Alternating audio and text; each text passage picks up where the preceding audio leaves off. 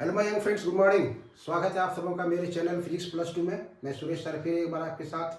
अभी जो हम वीडियो लेकर के आ रहे हैं वो जैक बोर्ड क्लास 12 फिजिक्स 2024 में जो परीक्षा होने जा रही है उसमें अभी तक जैक बोर्ड से कौन कौन से प्रश्न, कौन कौन से क्वेश्चंस जो है एमसीक्यू के रूप में पूछा गया है, उसी का वीडियो मेरा चल रहा है।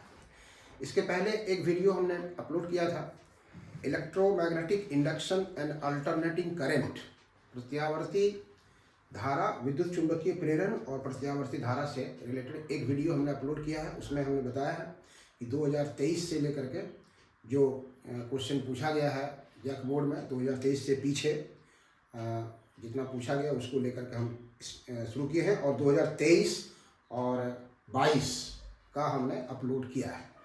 आज का जो वीडियो है उसके बाद का है। आज का वीडियो जो है वो 2020 के बाद, 21 में तो परीक्षा हो नहीं पाई थी, आप जानते हैं कोरोना के चलते सफ़र कर रहे थे हम लोग। तो पहला वीडियो अगर आपको समय नहीं मिला होगा, आप नहीं देख पाए होंगे कि इलेक्ट्रोमैग्नेटिक इंडक्शन और अल्टरनेटिंग करंट, प्रत्यावर्ती धारा और विद्युत चुंबकीय प्रेरण से कौन सा क्वेश्चन 2023 में और 2022 में पूछा गया था। तो उसको आप एक बार शुरू से अंत तक देख लेंगे। आज का वीडियो है 2020 के बाद से जो पूछे गए प्रश्न है एमसीक्यू के रूप में, उसको हम लेकर के आए हैं। वही है, उसी का आज सेट 2 है, इसलिए हमने यहाँ दिया है आपको। देखिए ये सेट 2 है, किसका? वही विद्युत चुंबकीय प्रेरण और प्रत्यावर्ती धारा, प्रेरित धारा नहीं, सॉरी, प्रत्यावर्ती धारा, प्रत्यावर्ती धारा, electromagnetic induction, electromagnetic induction and AC, electromagnetic induction and AC. Physics MCQ asked in JAC board class 12 set 2 कौन सा चैप्टर का है? विद्युत चुंबकीय प्रेरण और प्रत्यावर्ती धारा, इलेक्ट्रोमैग्नेटिक इंडक्शन एंड एसी।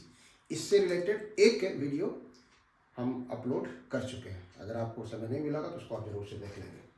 आज का जो क्वेश्चन है 2020 में, देखिए 2020 में एक क्वेश्चन पूछा गया। हम जो अभी लेकर के आ रहे हैं वो both in English and Hindi medium, ताकि सभी को इसका फायदा हो सके। पहला क्वेश्चन है, देखिए, the phase difference between current end voltage in an AC circuit containing resistance only. सिर्फ प्रतिरोध वाले एसी परिपथ में धारा और वोल्टेज के बीच कालांतर होता है।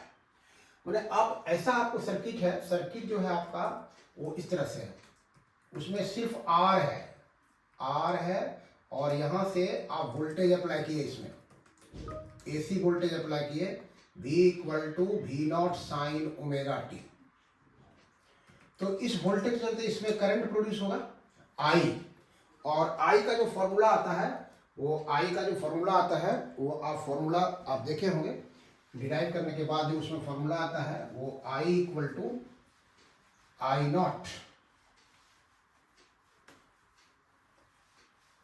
उसमें जो फॉर्मूला आता है, यहाँ वोल्टेज है आपका V = V0 sin omega T, और I आता है I0 sin ओमेगा टी। तो sin omega T, sin omega T यहाँ पे दोनों सेम है, sin ओमेगा टी और sin ओमेगा टी दोनों सेम है। यहाँ पर आप देख रहे हैं इसके साथ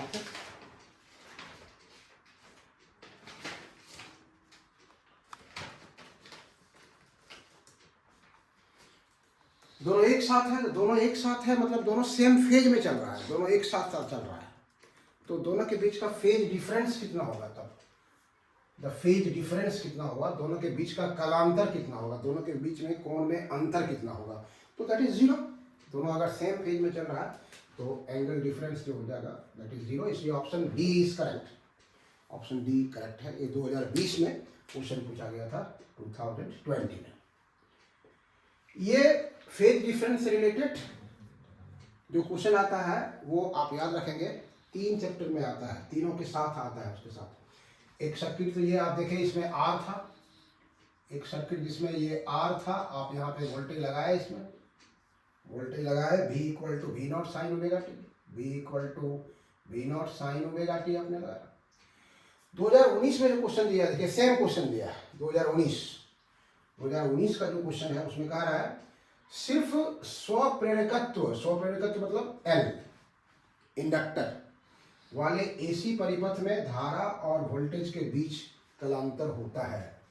the phase difference between current end voltage in an AC circuit containing inductance वाली सिर्फ इंडक्टर है तो उसमें वोल्टेज और करंट के बीच में कितना फेज डिफरेंस होगा। तो उसका इक्वेशन अगर आपको याद है तो आप देखेंगे उसी की चर्चा हम कर रहे थे यहाँ पर कि अगर सर्किट में आपके पास सिर्फ एल है, दिस इज ओनली एल है और यहाँ पे आप वोल्टेज अप्लाई किए V equal to V naught sine omega T, तो इसमें जो करंट आता है इसमें और एक कंडेंसर आता है, इसमें ये कंडेंसर आता है उसमें वोल्टेज आता है V equal to V naught sine omega T C में। तो इसमें जो करंट इस दोनों का करंट का एक एक्सप्रेशन हम सीधे यहाँ लिखते हैं आपको, ये इस ढंग से आता है I equal to I naught sine omega T plus minus pi by two. तो एंगल जो है इसमें 90 डिग्री का डिफरेंस होता है। एंगल जो होता है 90 डिग्री में किसमें एल में और सी में जो फेज डिफरेंस आएगा वो दोनों के बीच में वो 90 का अंतर आता है। इसलिए यहाँ पर आपका डिफरेंस होगा, देखिए the phase difference between current end voltage in an AC circuit containing inductance only that is 90 degree. Option A is correct. Option जो है वो इसका ए करेक्ट है। सिर्फ स्वप्रेरकत्व वाले एसी परिपथ में धारा और वोल्टेज के बीच का कलांतर जो होता है वो 90 डिग्री होता है। अगर यही क्वेश्चन कहीं सी में दिया रहता तो उसका भी आंसर 90 डिग्री। एक में वोल्टेज 90 करंट से पीछे चलती है, एक में आगे रहता है, तो क्वेश्चन के हिसाब से दिया जाएगा। नेक्स्ट है the dimensional formula of mutual inductance is. Mutual inductance का डायमेंशनल फॉर्मूला क्या होगा? 4 ऑप्शन दिया हुआ। अन्योन्य प्रेरकत्व का विमीय सूत्र क्या होता है? अन्योन्य प्रेरकत्व का विमीय सूत्र क्या होता है? 4 ऑप्शन दिया हुआ, देखिए यहाँ पर ML2 T-2 A-2 ML-2 T2 A2 ML2 T-2 A2 M-1 L-2 T2 A2। कौन सा ऑप्शन इसमें सही है? तो डायमेंशनल फॉर्मूला निकालना है किसके लिए? L के लिए फॉर्मूला पढ़े हैं y इक्वल टू Li, या M के लिए जिसके लिए निकाल सकते हैं। एक चीज आप याद रखेंगे, अन्योन्य प्रेरकत्व हो या स्वप्रेरकत्व हो, L हो या M हो, दोनों का फॉर्मूला एक ही होता है। यहाँ होता है phi equal to M equal to phi by I। phi क्या है? मैग्नेटिक फ्लक्स है। Magnetic flux equal to B into A by I। B का डायमेंशन होता है M-2 A-1। A एरिया हो गया आपका, A एरिया हो गया L2 और ये हो गया A। आप ऊपर ले जाएंगे M, यहाँ से हो जाएगा आपका कितना? L2 हो गया T-2 A-2। एक यहाँ से आ गया, एक ऊपर चला गया, आपको एक ऊपर चला गया। तो ML2 T-2 A-2 dimension formula देखिए कहाँ पर है? ML2 T-2 A2 ML2 T-2 ML2। Option में देखिए थोड़ा गलत हो रहा है, ML2 T-2 A-2 है, लेकिन यहाँ पर हम लोग छोड़ दिया है इसमें, इसलिए ML2 T-2 A-2 ये ऑप्शन उसमें जो दिया गया आपका उसमें A option he fulfil condition कर रहा है, इसलिए option A is correct. Option A जो है आपको वहाँ पर फुलफिल कर रहा है। बाकी यहाँ पर देखिए M-1 है, यहाँ पर ML-2 है, इसलिए ये कंडीशन जो है वो ऑप्शन ए 3 का ऑप्शन ए इज करेक्ट। ठीक है, आइए क्वेश्चन नंबर 4 देखिए। क्वेश्चन नंबर 4 दे रहा है in a series LCR circuit L is 8 Henry, C is 0.5 microfarad, R is 100 ohm. The resonant frequency of the circuit is, 4 option दिया हुआ। एक LCR श्रेणी क्रम परिपथ में L का वैल्यू दिया हुआ 8 henry, C equal to 0.5 microfarad, R equal to 100 ohm. तो परिपथ की अनुनादी आवृत्ति क्या होगी? What is resonant frequency? तो रिजोनेंट फ्रीक्वेंसी का फॉर्मूला आपको अगर याद है तो आप उसको आराम से निकाल सकते हैं। इसका ऑप्शन क्या होगा सही? रिजोनेंट फ्रीक्वेंसी का फॉर्मूला बोलिए। ये क्वेश्चन का पूछा गया है, ये 2018 का क्वेश्चन है। ये 2018 में 2 क्वेश्चन आया था, एक डायमेंशनल फार्मूला का और ये कंटेनिंग वाला जो था 19 का क्वेश्चन था। 2018 का आया हुआ, देखिए 2018 का क्वेश्चन है।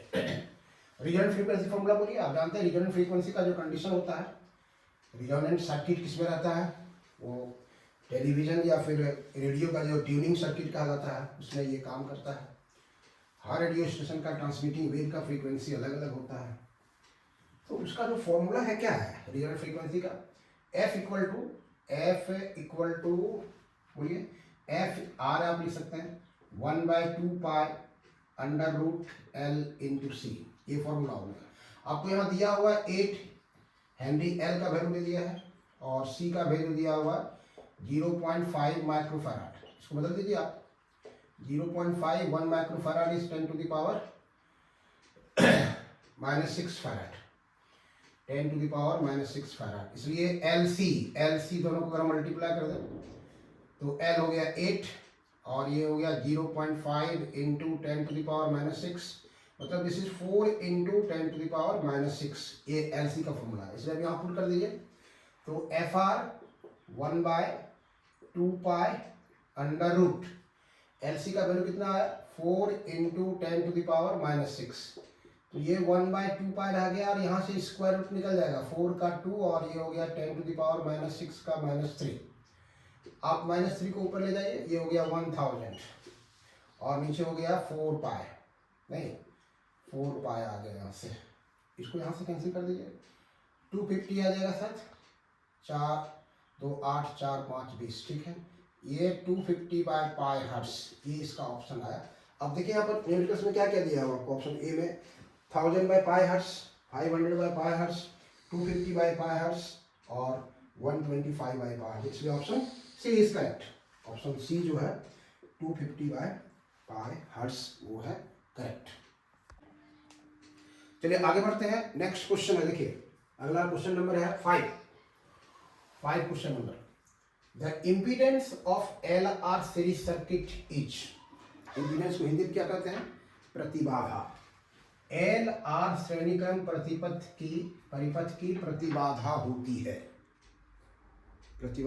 है। तो LR सीरीज सर्किट का जो इम्पीडेंस होता है, 3 तरह का सर्किट होगा आपको जिसका इम्पीडेंस निकालना है, LR, LC, LCR। तो LR सीरीज का जो इम्पीडेंस होता है वो सर्किट फॉर्मूला आपको याद है, option number D is correct. Option number D जो है वो करेक्ट है, √R² प्लस ω² L²।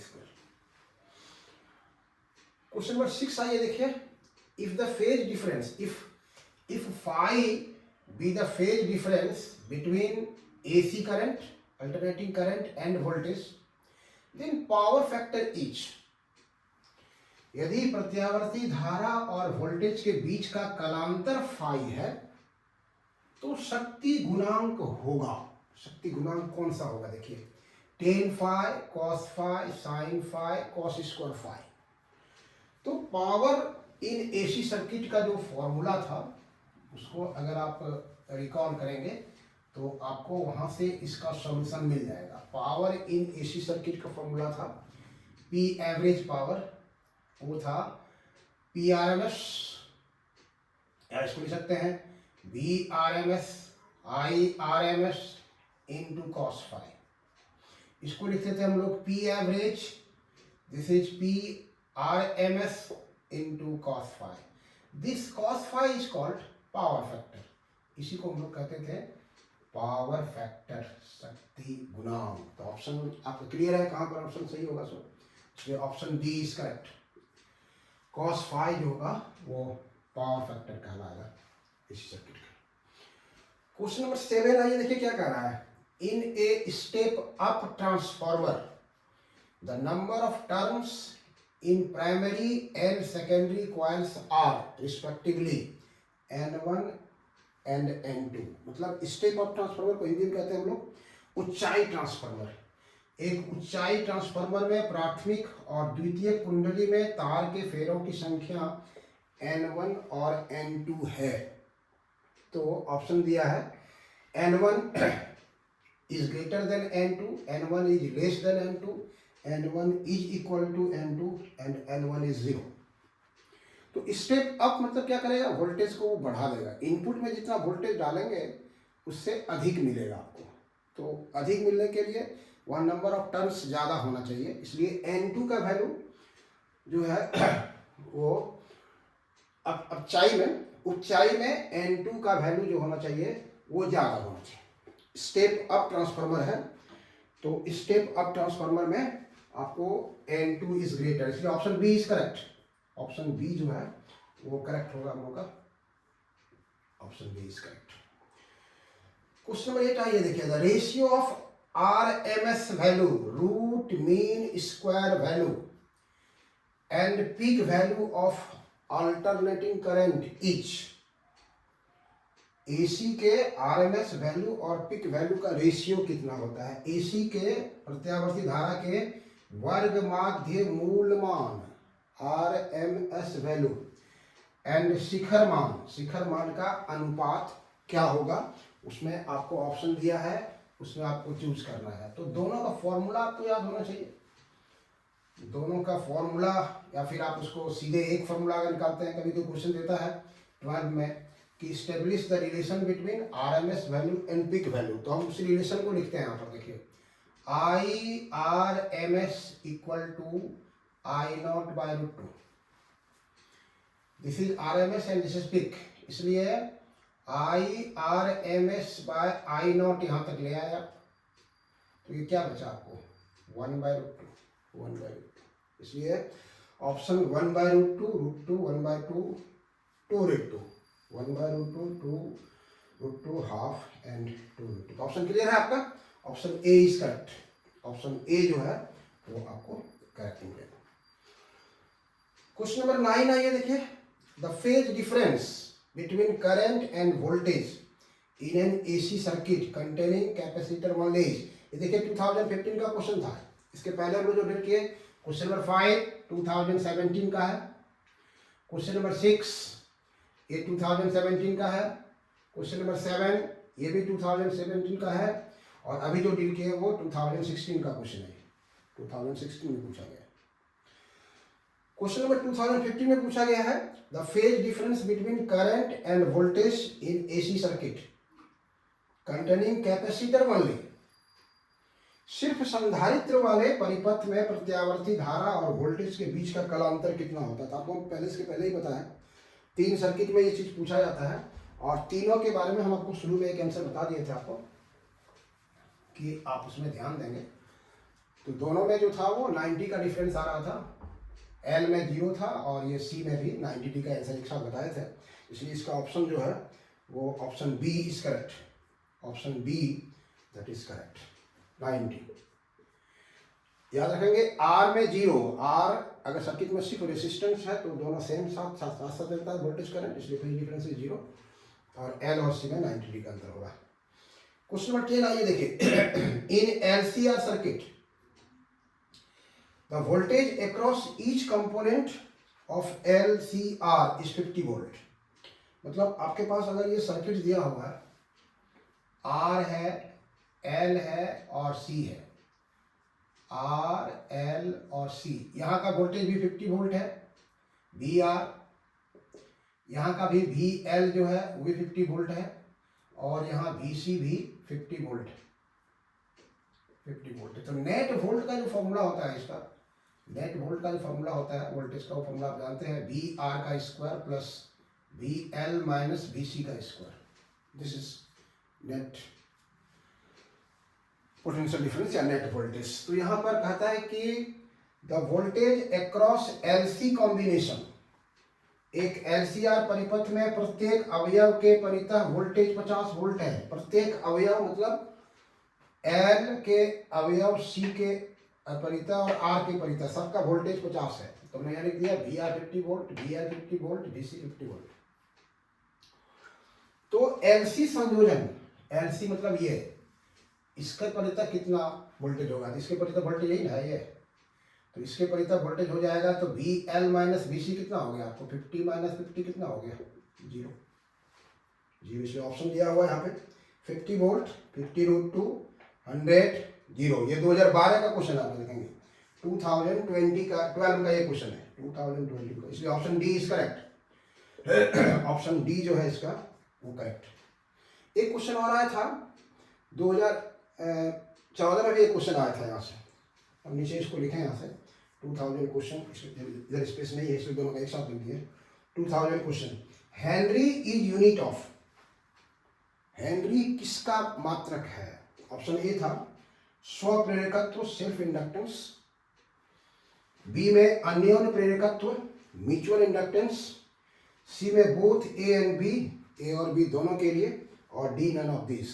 तो आप जानते हैं Henry is the unit of self inductance, मतलब इंडक्टेंस का कह सकते हैं। तो इंडक्टेंस में दोनों आता है, सेल्फ इंडक्टेंस और म्यूचुअल इंडक्टेंस, इसलिए option C is correct. Option C जो है वो करेक्ट होगा, जिसमें कि हेनरी हम लोग कह सकते हैं Henry is unit of self inductance and mutual inductance both,